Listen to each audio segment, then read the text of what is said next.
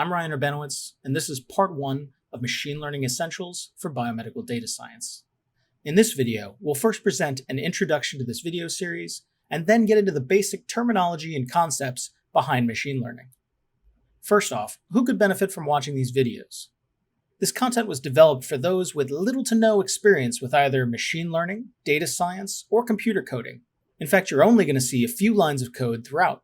This content will also be useful to anyone who just wants to gain a broader understanding of machine learning as part of real-world data science. More specifically, it's for those who want to understand the answers to some of the following questions. What can machine learning do for you or your research? What's the language or terminology you need to interact with machine learning or data science experts? How do you prepare your data for machine learning? This topic is often underestimated. What is it that machine learning experts do? And more specifically, what can you do yourself even if you have little to no coding experience? And lastly, how can you understand, interpret, and share your machine learning results so that others can understand and trust them as well? Now let's go over an outline of the content covered in this video series. As mentioned, Part 1 introduces this video series and explores some of the basic terms and concepts in machine learning. In Part 2, we'll focus in particular on biomedical data and the respective goals and challenges therein. While this course is framed around biomedical data, the content and topics we'll cover are generalizable to a wide variety of data science applications. In Part 3, we'll cover the preparation of data. We'll go into fairly significant detail there since it's such an important part of being successful downstream with machine learning. We're going to look in particular at elements involved in data wrangling and feature processing, as well as other key concepts. Part 4 will look at machine learning modeling.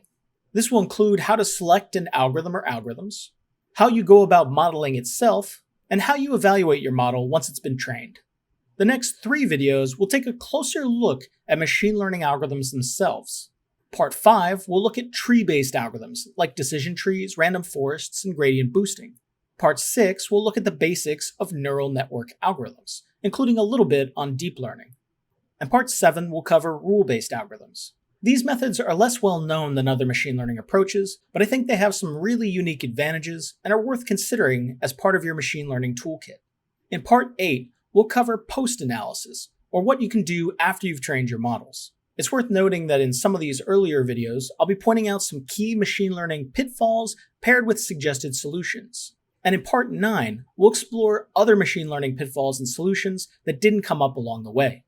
And lastly, Part 10 will discuss automated machine learning, otherwise known as AutoML. And we'll look at how these emerging tools are making it easier for everyone to apply machine learning. We'll end that last video with information about Streamline, a new AutoML tool that encapsulates many of the topics and concepts covered in this video series. Streamline provides an easy way for you to run an end-to-end machine learning analysis, even if you can't or don't have time to learn how to code. And for those interested in learning how to code a machine learning pipeline, the Streamline codebase serves as a useful educational example. Okay, so let's start by reviewing some essential terminology that will be used throughout this content. First, we have instance. An instance is an example or single occurrence of something. An instance is also referred to as an individual, a sample, a subject, or a patient. Next, we have feature. This is a measurable piece of data describing some aspect of an instance. This is also known as a variable, an independent variable, or an attribute. Next, we have outcome. This is an event or metric that can be observed or measured. We also refer to this as an endpoint, a dependent variable, or a class or label if we're doing classification. Next, we have model, which is a representation or simulation of reality. In the context of machine learning, a model is an expression of an algorithm that represents patterns and can be used to make predictions using data. And lastly, we have algorithm, which is just a set of instructions for completing a task, where instructions refer to calculations or problem-solving operations. Alright, so what is machine learning? I've always liked this definition coming from Samuel Arthur in 1959. He defined machine learning as a subset of artificial intelligence in the field of computer science that often uses statistical techniques to give computers the ability to learn with data without being explicitly programmed. And here, learn refers to progressively improving performance on a specific task.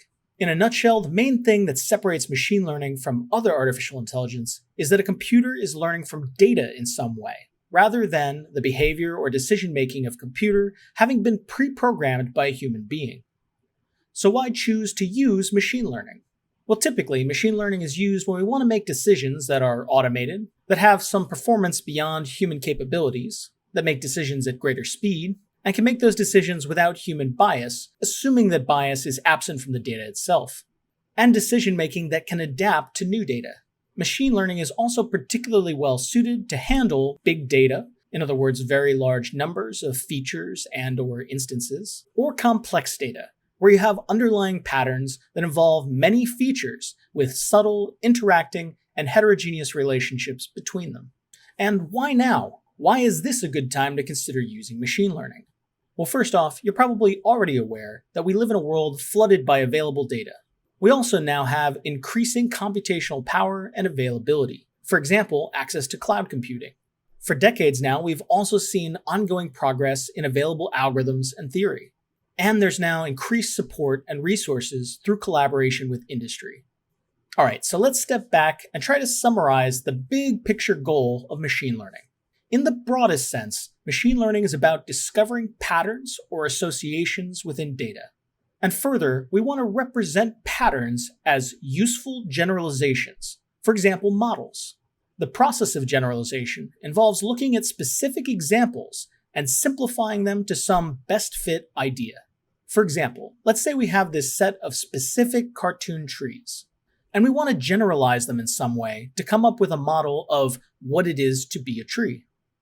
Downstream, we'll apply that generalization to decision making, in other words, classification or prediction. We might try to classify these two new specific cartoons as either a tree or not a tree, based on our model. Before moving on, let's quickly address some possible misconceptions that those new to machine learning might have. First off, machine learning is not the same thing as artificial intelligence, which is also not the same thing as deep learning. A better way to think of these terms is that artificial intelligence, or AI, is the broadest of terms that encapsulates anything you would call machine learning or deep learning. Machine learning is a bit more specific, but it includes a variety of methodologies from which deep learning is just one option. Another way to put this is that deep learning is a specific type of machine learning, and machine learning is a specific type of artificial intelligence. Next, machine learning is not designed to demonstrate causality. At best, any associations you find are candidates for causality. Also, getting more data does not ensure you'll get a better performing model. More importantly, having increased data quality and making correct assumptions while going about modeling can be of a much greater value in ensuring that you get the best possible model. The reason for this is that while capturing a larger number of features can increase your chances of including all relevant features, in other words, features that help you predict your target outcome, it's also likely to be adding many features that are irrelevant. This increases the size of the search space an algorithm must explore and can make finding the best model more difficult.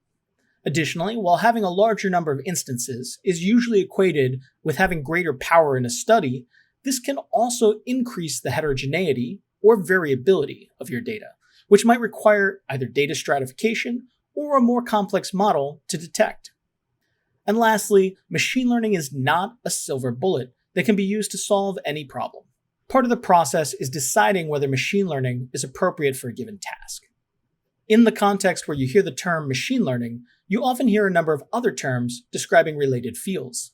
In this Venn diagram, I've sought to lay out my own view of the relationship between these fields and terms. In purple, we have machine learning, which, as we mentioned, is a subset of the larger field of artificial intelligence. These are both part of the broader field of computer science. On the left, we have statistics in green, which in turn is part of the broader field of mathematics. Between them, we have two circles in orange. The larger one represents the application of these other fields to data. The smaller one, labeled domain knowledge, additionally indicates that this application of data is being conducted with a working knowledge of the domain from which the data originated. For example, an epidemiologist modeling the spread of disease. Domain knowledge is important for proper assumptions, checking data quality, and drawing meaningful conclusions. In statistics, domain knowledge separates what we might call traditional research from basic data analysis. In machine learning, domain knowledge separates modeling from what we might call pattern recognition. And lastly, the intersection of statistics and machine learning without being applied to data might be considered theoretical work. And when applied to data, we have data science. And then including domain knowledge, we have data mining. Let's briefly take a closer look at the difference between statistics and machine learning. In actuality, they're largely overlapping fields, given that they're both concerned with learning from data. However, there are philosophical differences regarding their focus and approach. Statistics, which is founded in mathematics, is focused on drawing valid conclusions based on analyzing existing data. Typically, this involves making an inference about a population based on a sample taken from that population. Here, the word population refers to the group of all possible instances, and a sample is just a subset taken from that population. Statistics also tends to focus on data with a smaller number of features, and it uses precision and uncertainty as measures of model goodness. On the other hand, we have machine learning, which is founded in the field of computer science. Machine learning mostly focuses on making predictions or seeking patterns in data. It's known for being effective in working with a larger number of features at once, and prediction accuracy is one of the most common measures of model goodness. Now let's look at the subtle difference between inference from statistics and prediction from machine learning. Both are focused on supervised learning from data in order to find a model that describes the relationship between features and outcome. However, inference uses a model to learn how output is generated as a function of the data. So for example, let's say that we have the Titanic disaster dataset, and we know the age and gender of Titanic passengers.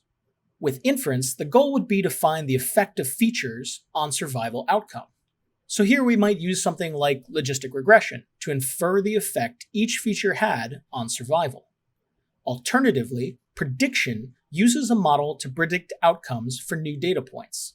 So here the goal is to predict the outcome of some holdout passengers that have been set aside before we trained our model, and have correct predictions as frequently as possible. So for example, we might train a decision tree on some training instances, and then evaluate the prediction accuracy of that decision tree with some holdout testing instances. Focusing back on machine learning, it's typical to categorize respective methods based on learning style. Supervised learning learns from labeled data, or data where all instances include an outcome value. Supervised learning is most common for training prediction models. One form of supervised learning is known as classification, where the outcome involves a discrete class or group. Binary classification seeks to model the boundary that best separates two classes, represented here as red stars and blue triangles. Multi-class classification seeks to model the boundary that best separates three or more classes, as seen here. Another form of supervised learning is known as regression, where the outcome involves some quantitative measures such as height or weight. In regression, the model doesn't represent a boundary, but rather it represents the predicted value of outcome given the value or values of one or more features. In this illustration, the y-axis represents outcome, and the x-axis represents the value of a feature. The line representing the model tells us what value of outcome to predict based on the value of the feature on the x-axis. Of note, most of what we cover in this video series is focused on supervised learning. Next, we have unsupervised learning. Here, we work with unlabeled data, so we don't know the outcome of each instance. This includes methods like clustering, where we're trying to group instances in the data based on the similarity of feature values. Another example is dimensionality reduction, which transforms data from a high to low dimensional space while retaining some of the meaningful properties of the original data. Principal component analysis is one well-known example of dimensionality reduction. Unsupervised learning can be a useful tool to explore patterns in data or to better prepare data for supervised learning. Next, we have one that you're probably less likely to have heard of, and that's semi-supervised learning. Here, we're working with data that's only partially labeled. Rather than throw out the unlabeled instances, semi-supervised learning methods attempts to make the most of all data in hand. Lastly, there's reinforcement learning. This type of learning is most applicable to multi-step problems, such as playing a game of chess. In other words, it's a problem requiring multiple decisions or predictions that ultimately culminate in either success or failure. However, along the way, we don't know if each individual decision was good or not towards reaching the ultimate goal. Reinforcing feedback regarding the goodness of decision-making is only received periodically, for example, after somebody wins or loses a game of chess. In these types of problems, instead of a dataset with instances, we typically interact with an environment, one state at a time.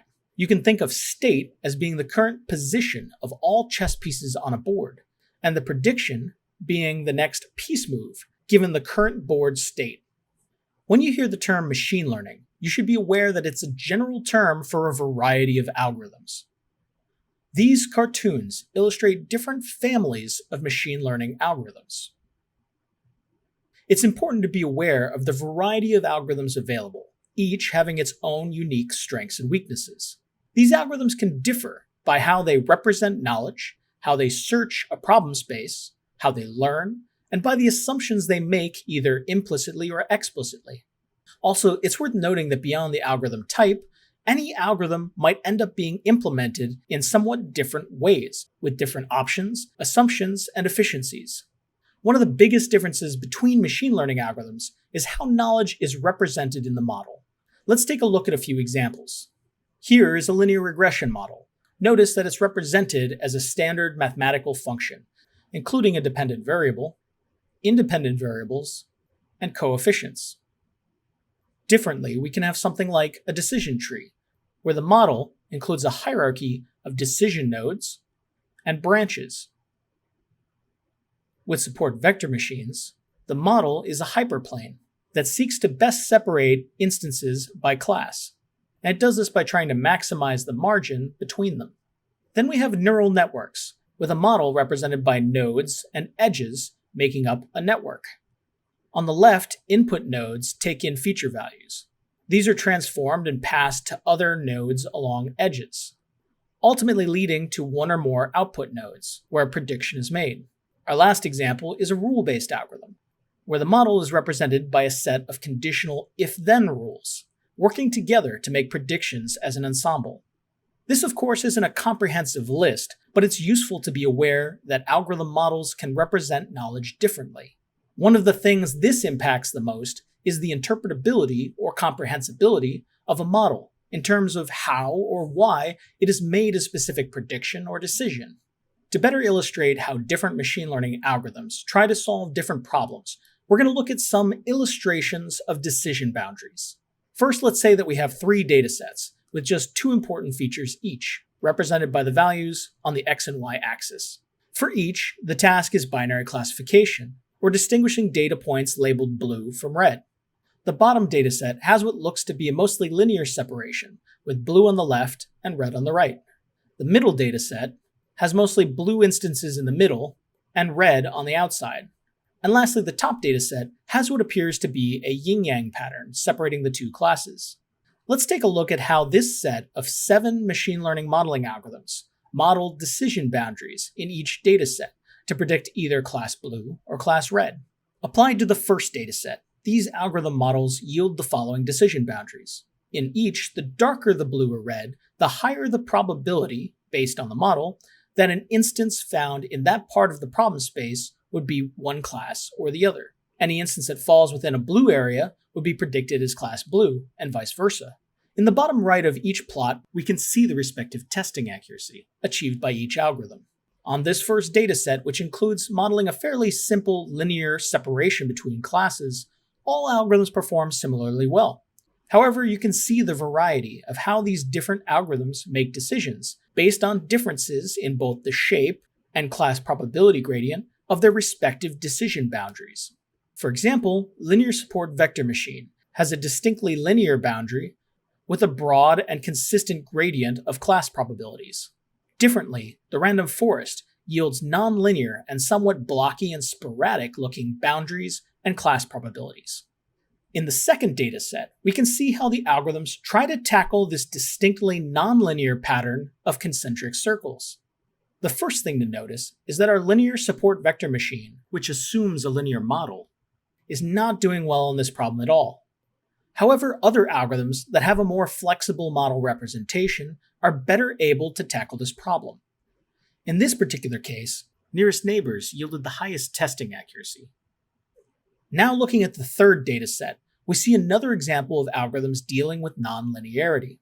Here, nearest neighbors, decision tree, random forest, and AdaBoost all achieved similarly high testing accuracies. However, linear support vector machine and naive Bayes are performing least well. Having mentioned linear regression a couple slides back, this is a good point to stop and look at the difference between model parameters and model hyperparameters. A model parameter, for example, a coefficient within a linear regression model, is a configuration variable that's internal to the model. These are values that can be estimated from learning on the data, and they're not specified ahead of time by the practitioner, in other words, the person applying the algorithm. On the other hand, a hyperparameter is an algorithm configuration value that's external to the model itself. You can think of it as a knob or dial on the machine learning algorithm that impacts how it operates. Hyperparameters are not something that you can estimate from the data ahead of time. Instead, these must be specified by the practitioner prior to model training. In order to pick hyperparameter values, we can use some guiding heuristics or tune our hyperparameters to the given problem using hyperparameter sweep. We'll discuss hyperparameter sweeps in part 4 of this video series. As I mentioned, in this video series, we focus in particular on biomedical data problems, such as medical diagnosis. However, as you probably already know, machine learning is now playing a role in countless real-world applications. To mention just a few, we have image recognition, text and speech recognition, navigation, stock prediction, online fraud detection, and web search and recommendation engines. Okay, so now that you've been armed with some of the basic concepts and terminology behind machine learning, what do we do next? Starting with the target problem and some data, what does the process of addressing the problem with machine learning look like?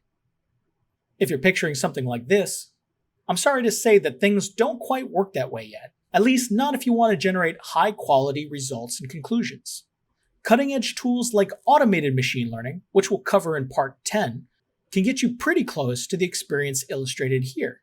However, to ensure quality, unbiased results, I'd still recommend taking the time to understand the elements of a machine learning pipeline, as well as involving machine learning and problem domain experts into the process.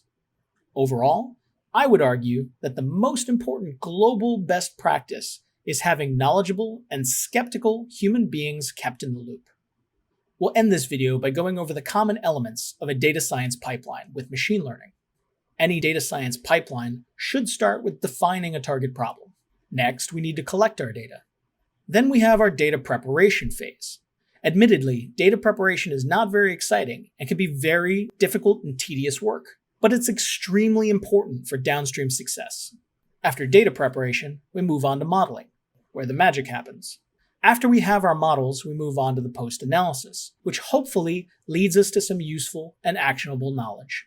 Looking more closely at what can go into data preparation, we have exploratory analysis, data wrangling, which includes feature extraction, data formatting, data cleaning, and data integration. Data splitting, this is where we ensure that we have separate data for training our models and evaluating our models. And lastly, feature processing, which includes feature engineering, feature learning, feature transformation, dimensionality reduction, and feature selection.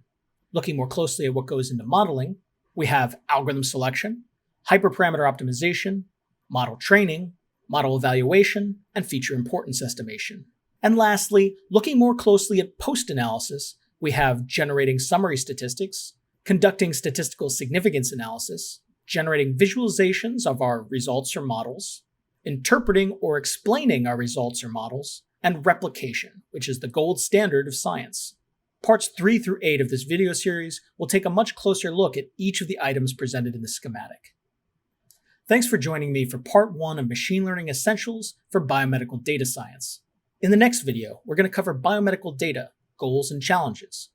If you enjoyed this video, please like and subscribe to follow our future content.